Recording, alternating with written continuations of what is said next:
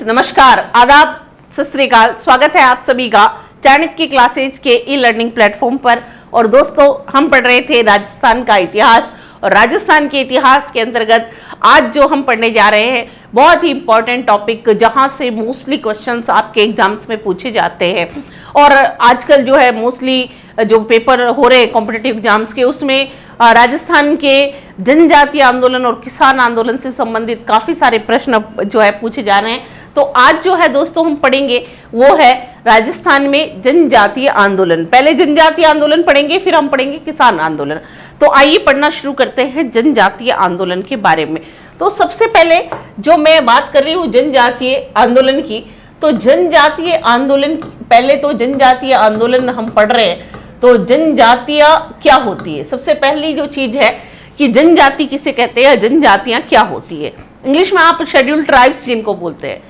जनजाति उनको कहा गया वे लोग या वो जातियां जो आदिम अवस्था से लेकर वर्तमान तक जो हैं, यानी अभी तक अपने पुराने जो रूल्स हैं या अपने पुराने नियम परंपराओं को नहीं छोड़ती हैं या उनमें नाम मात्र का परिवर्तन कर लेती हैं, उन्हें हम दोस्तों क्या कहते हैं, जनजातियां कहते हैं। भील, मीणा, गरासिया, सहरिया राजस्थान की प्रमुख जनजातियां हैं।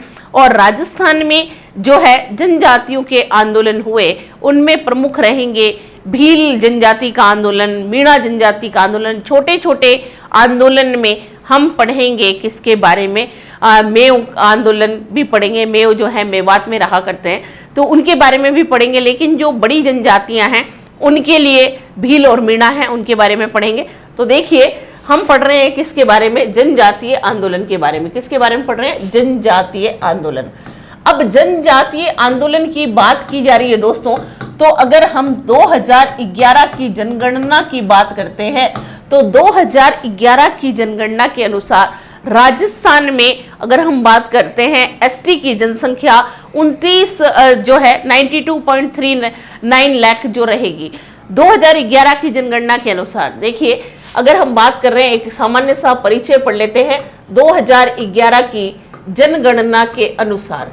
जनगणना के अनुसार जो है एसटी या जनजातीय की संख्या कितनी रही, एसटी की संख्या कितनी है, तो दोस्तों ये है 92.39 लाख। कितनी है, 92.39 लाख। ये जो है किसकी जनसंख्या है, एसटी जो पॉपुलेशन है उसकी। अनुसूचित जाति के सर्वाधिक जो है संख्या में लोग कहाँ रहते हैं, उदयपुर में रहते हैं, है ना।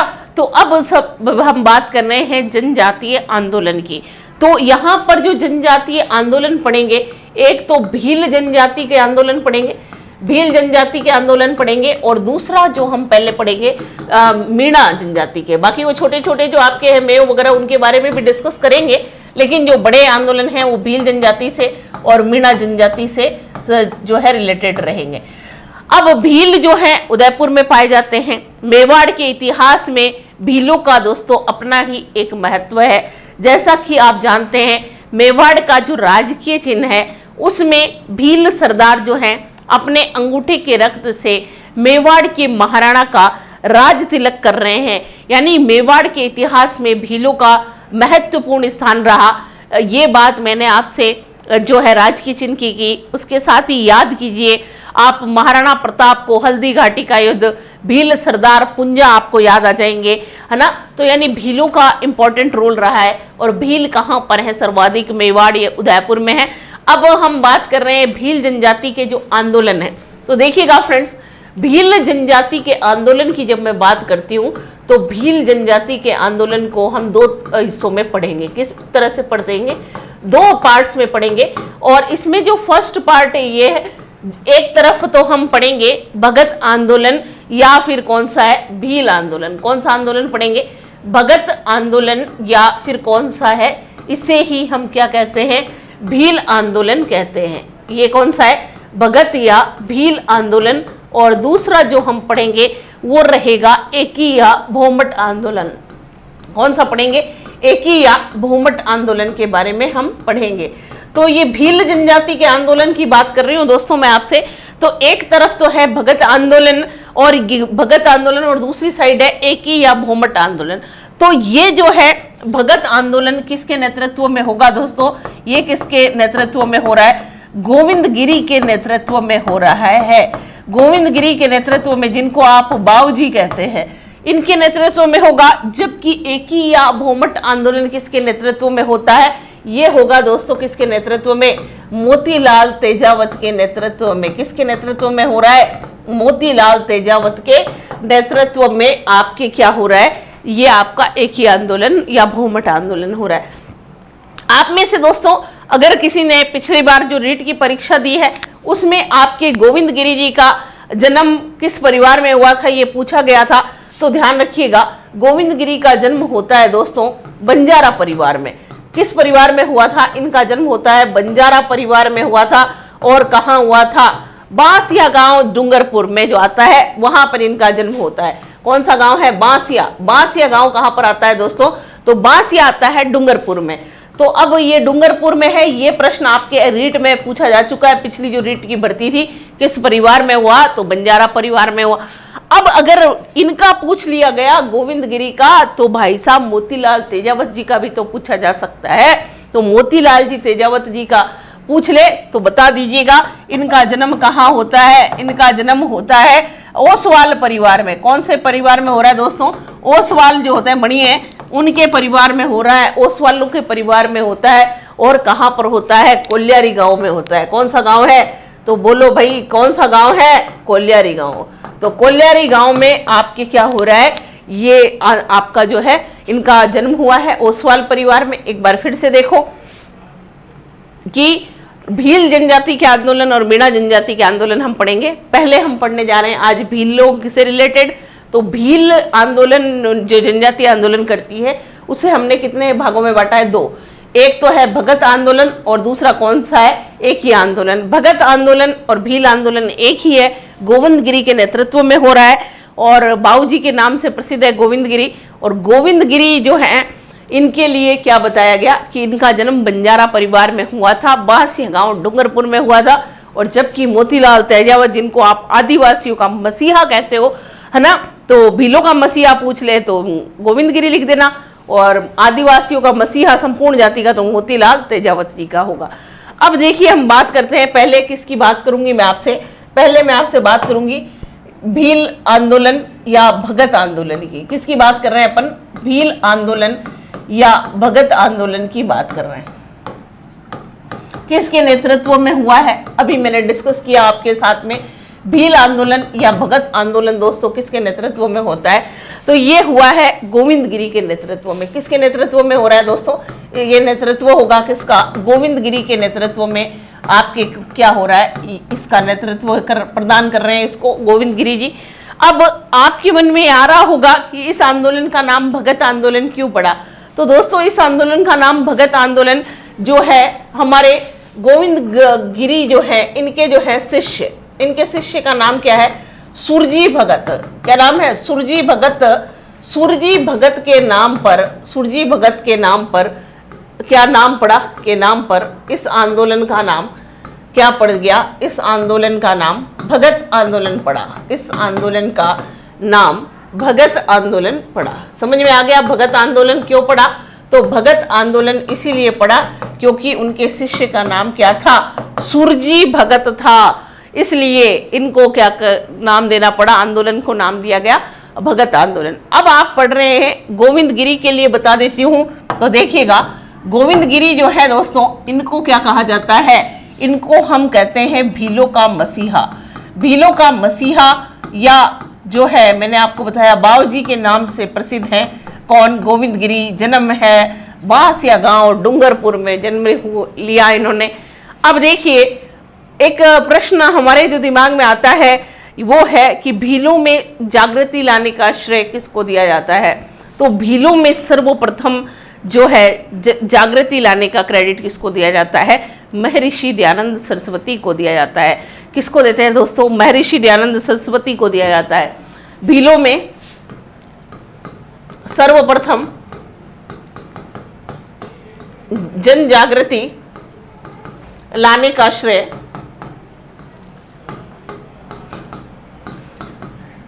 महर्षि दयानंद सरस्वती को दिया जाता है। दयानंद सरस्वती याद कीजिए, वेदों की ओर लौटो, आर्य समाज के संस्थापक स्वामी दयानंद सरस्वती है ना।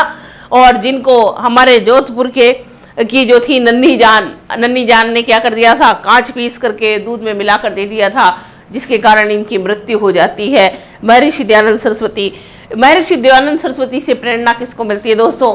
महर्षि दयानंद सरस्वती जो हैं, इनसे प्रेरणा किसको मिलती है? गोविंद गिरी को मिलती है। गोविंद गिरी जो है, गोविंद गिरी को दयानंद सरस्वती से प्रेरणा मिली।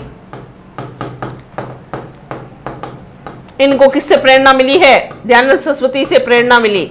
अब देखिए, इनको दयानंद सरस्वती से प्रेरणा मिल गई दोस्तों, और इसलिए क्या कहते हैं, और गोविंद गिरी को क्या नाम दिया जाता है? गुरुजी भी कहा जाता है। गोविंद गिरी को ही किस नाम से जानते हैं? गुरुजी के नाम से भी जानते हैं।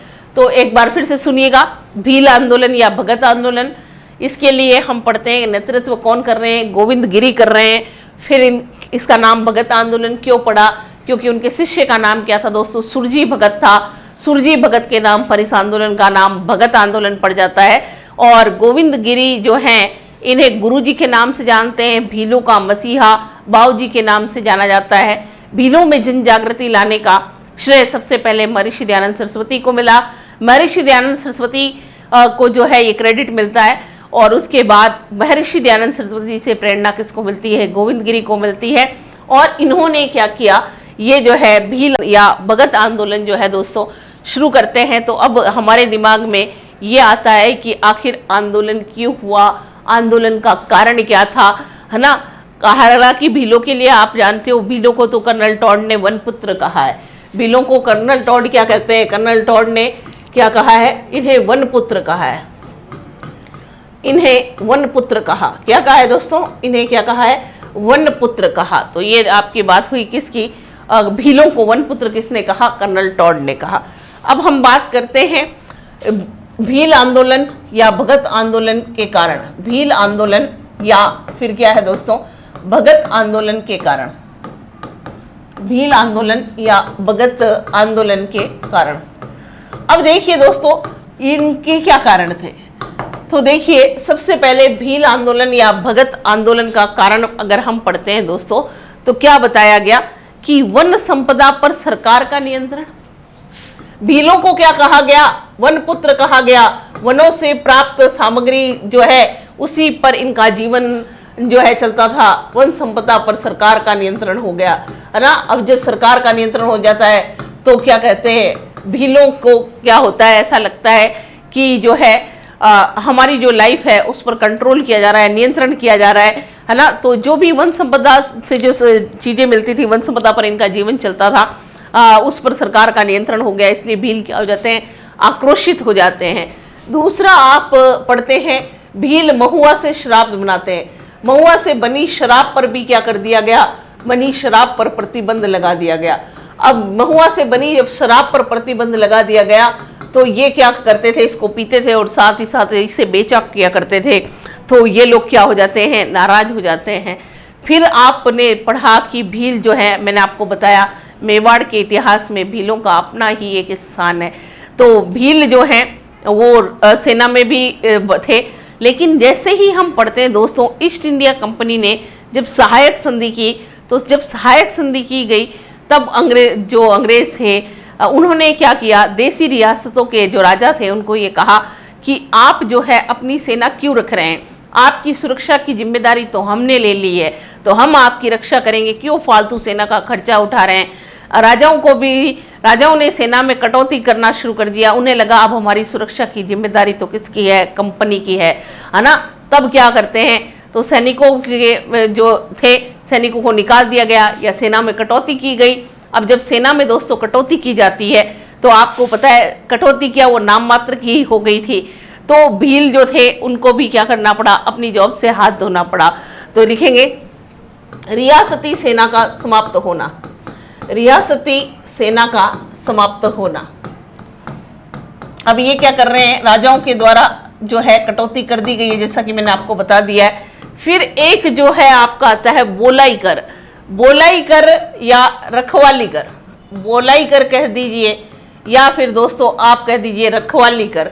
भील जो थे देखो वन में रहा करते थे और क्या करते थे, वो उस क्षेत्र के चप्पे चप्पे से परिचित थे। जो राहगीर वहां पर गुजरते थे है ना, उनकी वो रक्षा करते थे। नाम मात्र का टैक्स लेकर के इस टैक्स को क्या कर दिया गया, समाप्त कर दिया गया। बोलाई कर कह दीजिए, रखवाली कर कह दीजिए, राजमार्ग कर कह दीजिए, इसकी क्या कर दी गई है दोस्तों, राजमार्ग कर की समाप्ति कर दी गई।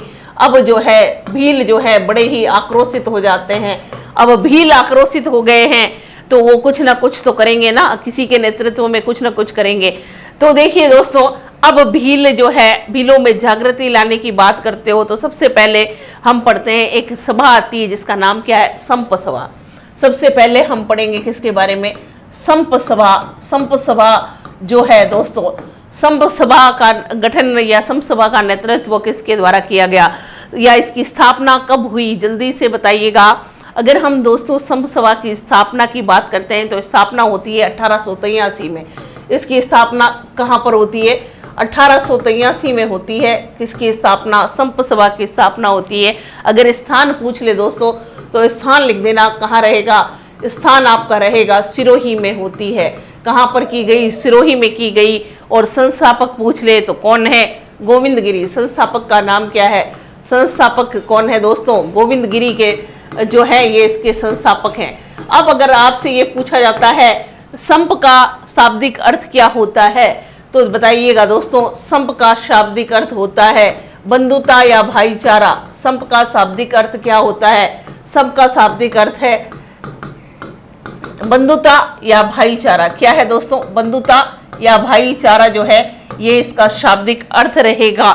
अब इसका काम क्या था, सबसे पहले आपको ये पता होना चाहिए कि अगर ये एक सभा बनाई गई है तो इस सभा का काम क्या था। तो संप सभा का कार्य क्या था, तो संप सभा का कार्य तो दोस्तों ऑब्वियसली सीधी सी बात है कि संप सभा का कार्य जो है वो क्या होगा, तो ये भीलों के अंदर राजनीतिक सामाजिक जो है जागरूकता लाना, यही इसका मकसद था।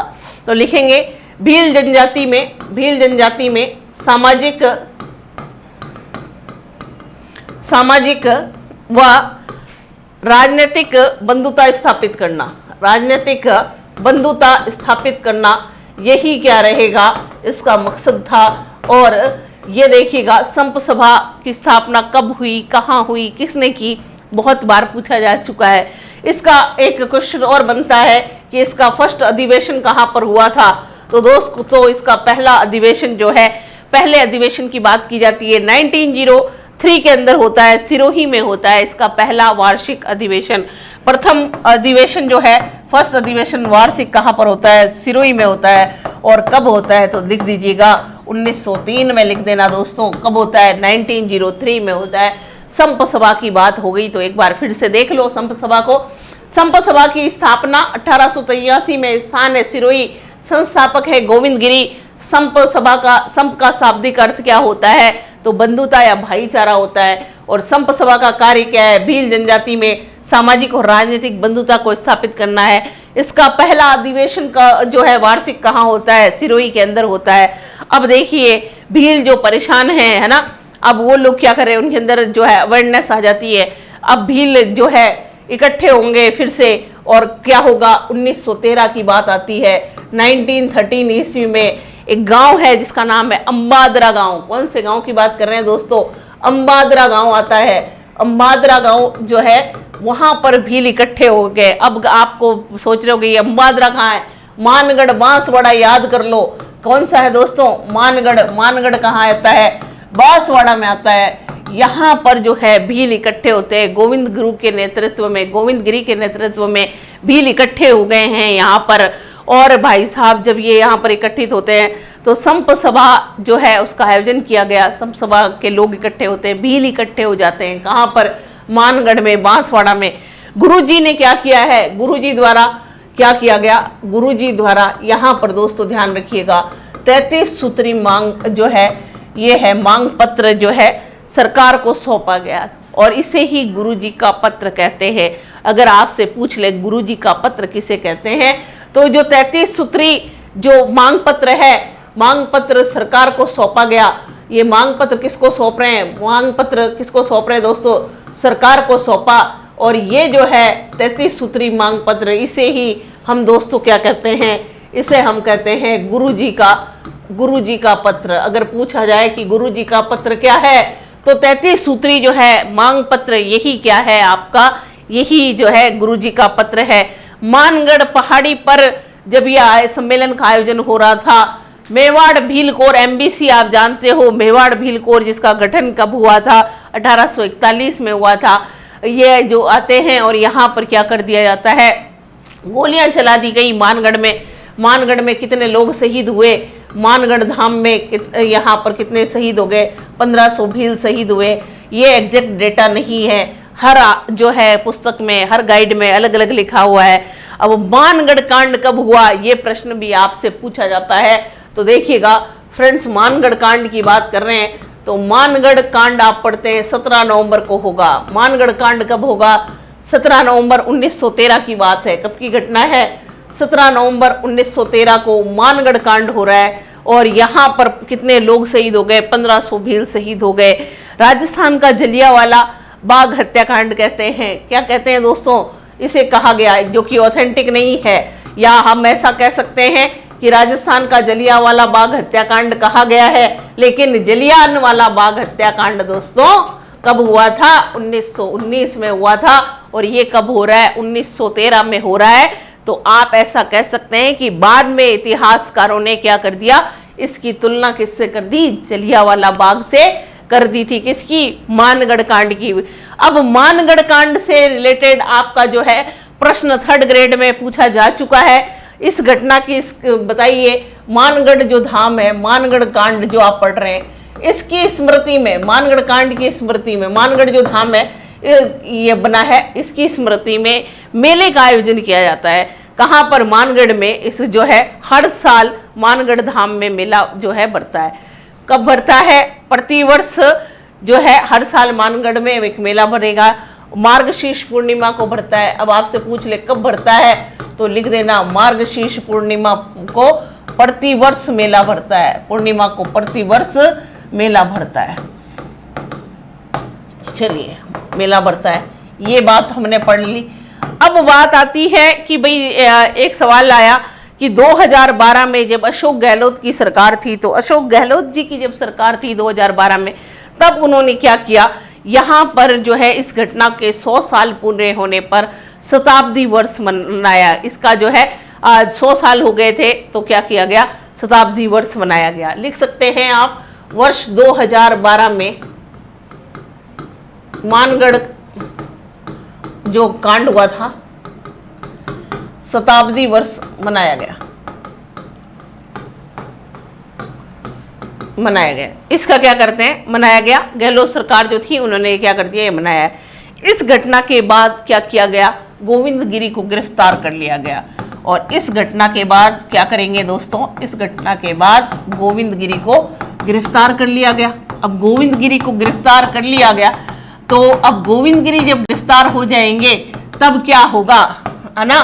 तब दोस्तों आपको पता ही है कि जब गोविंद गिरी को गिरफ्तार कर लिया गया, तो फिर नेतृत्व कौन करेगा, है ना। तो फिर ये आंदोलन क्या हो जाता है, समाप्त हो जाता है ना। और उनको कहाँ लेकर जाते हैं, कंबोई गुजरात में लेकर चले जाते हैं। गोविंद गिरी को लेकर कहाँ गए हैं, कंबोई। और कंबोई कहाँ पर आता है, गुजरात में। वहाँ उनको ले जाते हैं और वहाँ पर उनको रख देते हैं। ठीक है, अपना अंतिम समय कहाँ बिताया, ऐसा गोविंद गिरी का पूछ ले तो बता देना, कंबोई गुजरात में जो है बिताया था। तो उम्मीद करती हूँ यहाँ तक तो आपको समझ में आया होगा। तो फिर हम आगे चलते हैं। अब आगे जो है दोस्तों हम पढ़ेंगे, नेक्स्ट जो है वो आपका है एकी या भोमट आंदोलन। कौन सा है, एकी या भोमट आंदोलन के बारे में हम पढ़ने जा रहे हैं। किसके बारे में पढ़ रहे हैं, एकी या भोमट आंदोलन। अब एकी या भोमट आंदोलन के लिए जब हम पढ़ते हैं फ्रेंड्स, तो देखिए मैंने बताया किसके नेतृत्व में हुआ, मोतीलाल तेजावत के नेतृत्व में हो रहा है। इसकी शुरुआत जो है, एकी या भोमट आंदोलन की शुरुआत कब हो जाती है दोस्तों, इसकी शुरुआत हुई थी 1917 में। जब 1917 में एकी या भोमट आंदोलन शुरू हुआ तो ये नेतृत्व विहीन था। तो शुरुआत देखिए कब होगी, इसकी शुरुआत होती है दोस्तों 1917 में, और ये कैसा रहता है 1917 में ये नेतृत्व विहीन होता है। नेतृत्वहीन था ये, यानी कोई इसका लीडर नहीं था। लेकिन 1921 में इसका नेतृत्व किसे सौंप दिया गया? 1921 में इसका नेतृत्व मोतीलाल तेजावत को सौंपा गया। किसको सौंप रहे हैं अपन? 1921 में नेतृत्व मोतीलाल जी तेजावत को सौंपा गया। नेतृत्व मोतीलाल तेजावत को सौंपा गया, तेजावत को सौंपा गया। अब देखिए, मोतीलाल जी तेजावत को ये नेतृत्व सौंपा गया, और मोतीलाल तेजावत को मैंने क्या बताया है? आदिवासियों का मसीहा किसे कहा गया है? इन्हें कहा गया है। और इनका जन्म हुआ है कोल्यारी गांव के अंदर, और किस परिवार में हुआ है दोस्तों? ओसवाल परिवार के अंदर जो है इनका जन्म होता है। किसका? मोतीलाल जी तेजावत का। और इसकी शुरुआत मोतीलाल जी के नेतृत्व में इस जो है की शुरुआत कहाँ पर होती है?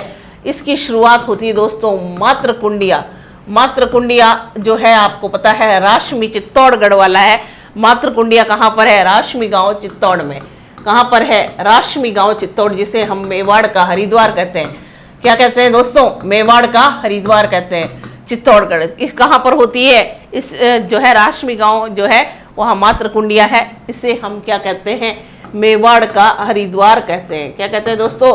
मेवाड़ का हरिद्वार कहते हैं। तो ये बात हो गई। अब शुरुआत कहाँ से हो गई है? यहाँ से हो जाती है। अब एक आपको पढ़ने के लिए मिलेगा मेवाड़ की पुकार। अब आप सोच रहे होंगे ये मेवाड़ की पुकार क्या है? तो मेवाड़ की जो पुकार है दोस्तों, ये मोतीलाल जी तेजावत जो थे, इन्होंने 21 डिमांड्स रखी थी सरकार के सामने। 21 सूत्री जो मांग पत्र था उसके क्या नाम दिया गया है? मेवाड़ की पुकार। मोतीलाल तेजावत का 21 सूत्री मांग पत्र कैसा है? 21 सूत्री मांग पत्र जो है इसे क्या नाम दिया गया? मेवाड़ की पुकार। सरकार ने दोस्तों क्या किया? 18 मांगे तो स्वीकार कर ली, लेकिन 3 जो है मांगे स्वीकार नहीं की, है ना। तो 3 में जब मांग स्वीकार नहीं करती है तो भील खुश नहीं थे। उन्होंने कहा सारी बातें मानोगे तब तो बात ठीक है, अदरवाइज रहने दो। तो यहाँ पर जो है एक ही जब आप बहुमत आंदोलन पढ़ रहे हो, 1921 की बात पढ़ रहे हो, तो अब यहाँ पर कितनी मांग स्वीकार की गई अगर पूछ लिया जाए तो लिख देना 18 मांगे स्वीकार की गई। कितनी मांगे स्वीकार की गई है? 18 मांगे स्वीकार की गई। अब उसके बाद हम क्या पढ़ते हैं दोस्तों? 18 मांगे स्वीकार कर ली गई। अब इसमें ये एक ऐसा आंदोलन है जब इसकी शुरुआत होती है भील और भीलों के साथ गरासिया भी सम्मिलित है, के साथ गरासिया भी सम्मिलित है। इसमें गरासिया भी शामिल है, गरासिया भी सम्मिलित है। ये भी चीज आपको ध्यान रखनी है ना। और गरासिया ट्राइब्स भी इसमें शामिल हो जाती है। और इन्होंने क्या नारा दिया? हाकिम नहीं और हुक्म नहीं। दो ये वाला हाकिम और हुक्म नहीं, ये नारा कौन दे रहे हैं? ये नारा देते, इनका नारा क्या था? हाकिम नहीं, हाकिम और हुक्म नहीं। हाकिम मतलब गुलाम, हम आपके गुलाम नहीं है और ना ही हम आपके हुक्म का क्या करने वाले हैं? पालन करने वाले हैं। ये नारा जो है दिया गया, क्योंकि 18 डिमांड्स ही मांगी गई थी, बाकी 3 बाकी रह गई, इसलिए भील खुश नहीं थे। और अंत में बात करते हैं हम कब की दोस्तों? 31 दिसंबर 1921 की। 31 दिसंबर 1921 याद कीजिए। 31 दिसंबर 1921 की घटना होती है। सरकार ने क्या कर दिया? 50 लोगों से ज़्यादा भीड़ वाली जो है सभा पर रोक लगा दी। सरकार का एक आदेश आता है कि 50 लोगों से ज़्यादा लोग की भीड़ नहीं की जा सकती। कह सकते हो अभी वर्तमान में 144 आप पढ़ते हो ना, वही वाली चीज है कि 50 लोगों से ज्यादा लोग इकट्ठे नहीं हो सकते हैं, है ना। इसलिए लोग नाराज हो जाते हैं। और फरवरी 1922 की बात है दोस्तों, कब की बात कर रही हूं मैं आपसे? फरवरी 1922। याद कीजिए 5 फरवरी 1922 चौरी चौरा कांड होता है। और ये भी घटना कब की है? फरवरी 1922 की है। गोपेश्वर नामक स्थान पर विजय सिंह पथिक, कौन सा स्थान है? गोपेश्वर, सिरोही वाला गोपेश्वर नामक स्थान पर विजय सिंह पथिक नामक स्थान पर। विजय सिंह पथिक, जल्दी से बताइए विजय सिंह का मूल नाम क्या था। विजय सिंह पथिक जो है मूल नाम था दोस्तों भूप सिंह, है ना। और यहाँ पर पथिक जी ने क्या किया है दोस्तों, यहाँ पर गोपेश्वर नामक स्थान पर विजय सिंह पथिक जो है उन्होंने क्या किया था, भीलों व तेजावत जी से मुलाकात की। किससे मुलाकात कर रहे हैं, भीलों व तेजावत जी से मुलाकात की, व तेजावत जी से मुलाकात की। अच्छा प्रश्न बन सकता है, कहाँ पर मुलाकात हुई, तो इनकी मुलाकात यहाँ पर होती है। और दोस्तों आपको पता है मुलाकात जब होती है तो पथिक जी बड़े ही चर्चा में थे 1921 में बिजोलिया किसान आंदोलन की वजह से, है ना। तो वो तो चर्चा में थे, इनसे मुलाकात हो जाती है। और गांधी जी ने 5 तारीख को जब चौरी चौरा कांड होता है और 12 तारीख को गांधी जी ने असहयोग आंदोलन, 5 फरवरी को चौरी चौरा कांड है, 12 फरवरी 1922 को गांधी जी ने क्या किया था दोस्तों, गांधी जी ने असहयोग आंदोलन को वापस ले लिया था। और जब वो असहयोग आंदोलन को वापस ले लेते हैं तब भील जो थे बड़े ही उग्र रूप में दिखाई दे रहे थे। गांधी जी ने सोचा कि भील कहीं जो है कुछ उपद्रव नहीं कर दे, कुछ हिंसात्मक कार्य नहीं कर दे, इसलिए गांधी जी ने अपने जो मैगजीन है यंग इंडिया में भीलों से जो है रिक्वेस्ट की कि वो शांति बनाए रखें। तो देखेंगे यंग इंडिया जो मैगजीन है, यंग इंडिया में गांधी जी ने भीलों से क्या कहा है, भीलों से हिंसा न करने का आग्रह किया, हिंसा न करने का आग्रह किया। उन्होंने क्या कहा कि आप लोग कृपया शांति बनाए रखें, किसी भी प्रकार का हिंसात्मक कार्य न करें। ये कौन कह रहे हैं, ये कह रहे हैं गांधी जी। किससे आग्रह कर रहे हैं, भीलों से कर रहे हैं, किस में कर रहे हैं, यंग इंडिया जो मैगजीन है उसके अंदर कर रहे हैं।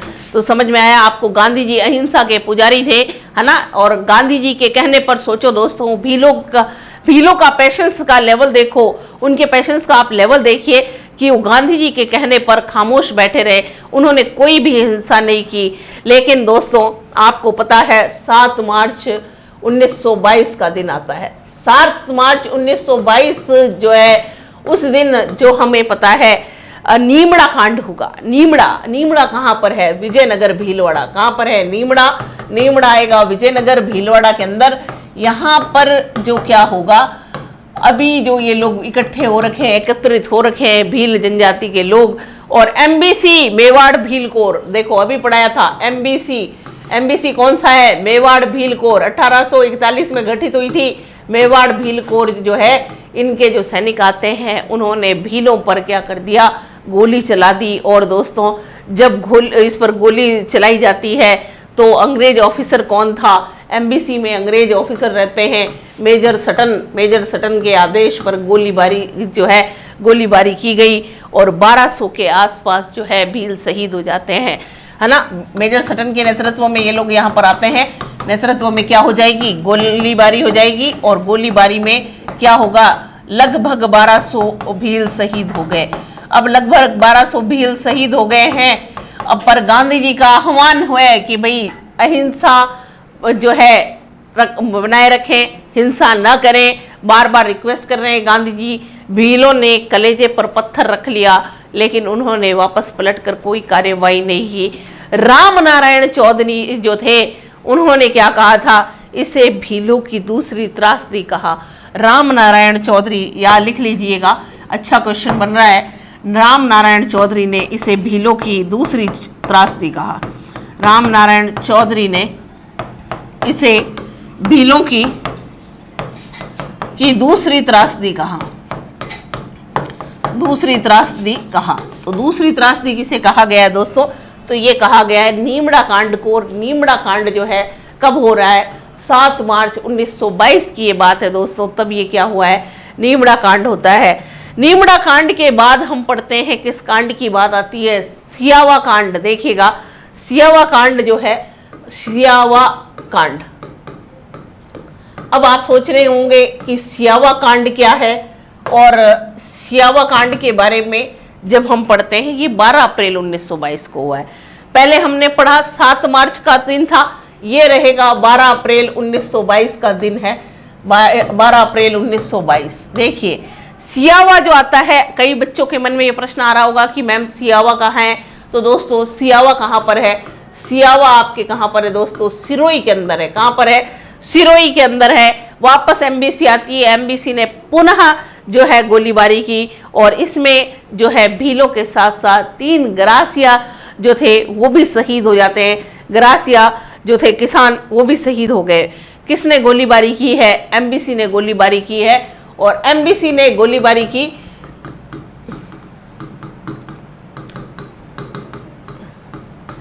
3 गरासिया किसान भी शहीद हुए। अब देखिए भीलों के साथ जो है गरासिया भी जो इसमें साथ में थे और इसमें दोस्तों कितने जो है किसान शहीद हो गए हैं गरासिया के। इसमें गरासिया जनजाति के 3 किसान शहीद हो गए। फिर भी अभी भी गांधी जी का जो है हिंसा न करने का आह्वान था। भील अपने कलेजे पर पत्थर रखकर बैठे हुए थे और फिर उसके बाद देखिए रोहिड़ा कांड भी हो जाता है दोस्तों। अगला कांड कौन सा होगा? रोहिड़ा कांड होता है। अब रोहिड़ा कांड कब होगा? तो रोहिड़ा कांड देखिएगा फ्रेंड्स, रोहिड़ा कांड होगा 1925 में, 1925 में होगा। कहाँ पर होगा?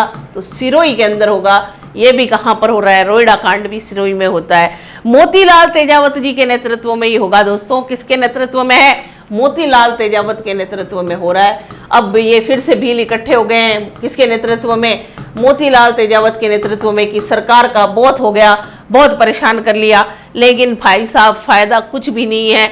एमबीसी ने, मेवाड़ भील कोर ने वापस से गोलीबारी कर दी है। फिर किसको बुलाया गया? एमबीसी ने वापस से गोलीबारी कर दी, यहाँ पर पुनः गोलीबारी कर दी दोस्तों। आखिरकार क्या चाहती है सरकार, ये पूछना पड़ेगा हमें, है ना। और यहाँ पर भी दोस्तों कम से कम 800 से 1200 भील मारे गए। कितने? 800 से लगाकर 1200 भील मारे गए। अब बताइए ऐसे कब तक मारे जाएंगे, कब तक अत्याचार सहेंगे? मगर फिर भी गांधी जी की वजह से वो लोग दिल पर पत्थर रखकर बैठे रहे। करें तो क्या करें? अब क्या होता है, अब की बार भीलों को आ गया गुस्सा। बोले बहुत हो गया, बहुत तुमने हमको मार लिया, बहुत टॉर्चर कर लिया, कब तक सहेंगे। भील जो है दोस्तों क्रोधित हो गए। अब भीलों को आ गया है गुस्सा। अब भील जब क्या हो गए? क्रोधित हो गए। उन्होंने कहा अब कुछ तो ना कुछ करना पड़ेगा। अब भील आंदोलन कैसा होगा दोस्तों? हिंसात्मक हो गया। अब भीलों ने नारा किया हिंसात्मक आंदोलन हो जाएगा। आंदोलन कैसा हो गया दोस्तों? इस कांड के बाद हिंसात्मक हो गया और हाकिम और हुक्म नहीं का नारा जो है तेजी से फैलता है, यानी हम किसी के गुलाम नहीं है। महात्मा गांधी के कहने पर मोतीलाल तेजावत जी क्या होते हैं? अलग हो जाते हैं। महात्मा गांधी कहते हैं नहीं ये गलत है, आप इससे अलग हो जाइए। तो महात्मा गांधी के कहने पर, किसके कहने पर दोस्तों? महात्मा गांधी के कहने पर मोतीलाल तेजावत इस आंदोलन से, कहने पर मोतीलाल तेजावत इस आंदोलन से अलग हो गए। तेजावत इस आंदोलन से अलग हो गए। अब देखिए मोतीलाल तेजावत इस आंदोलन से अलग हो गए और अब जब लीडर ही नहीं रहेगा तो क्या आंदोलन चलेगा? बताइए, अगर नेता ही नहीं होगा तो आंदोलन चलेगा क्या? नहीं चलेगा दोस्तों। मोतीलाल जी तेजावत जो है वो तो अलग हो गए हैं। किसके कहने पर? महात्मा गांधी के कहने पर। 1929 से लगाकर दोस्तों 1936 तक का समय जो रहता है, मोतीलाल तेजावत कहाँ रहते हैं? मोतीलाल तेजावत जी को जेल में डाल दिया गया। मोतीलाल तेजावत कहाँ रहेंगे? जेल में जेल में रहेंगे। कौन? मोतीलाल तेजावत जी जेल में रहेंगे दोस्तों। लेकिन महेंद्र राजसभा की बात सुनिएगा। अब महेंद्र राजसभा कौन है? तो महेंद्र राजसभा जो है कोर्ट है, न्यायालय है, एक जो है एक कोर्ट है ने 1934 में उनको क्या कर दिया? मैं मोतीलाल तेजावत को रिहा कर दिया। और जब मोतीलाल तेजावत को रिहा कर देंगे तो क्या कर दिया गया? तेजावत जी को रिहा कर दिया गया। इस तरह से जब मोतीलाल तेजावत इससे अलग हो जाते हैं इस आंदोलन से, तो भील आंदोलन समाप्त हो जाता है, क्योंकि अब कोई नेता नहीं रहा और सरकार भी परेशान हो जाती है, उनकी बात सुन लेती है और इस तरह से आंदोलन समाप्त हो जाता है। तो दोस्तों आज के लिए इतना ही। उम्मीद करती हूँ आपको ये वीडियो अच्छा लगा होगा।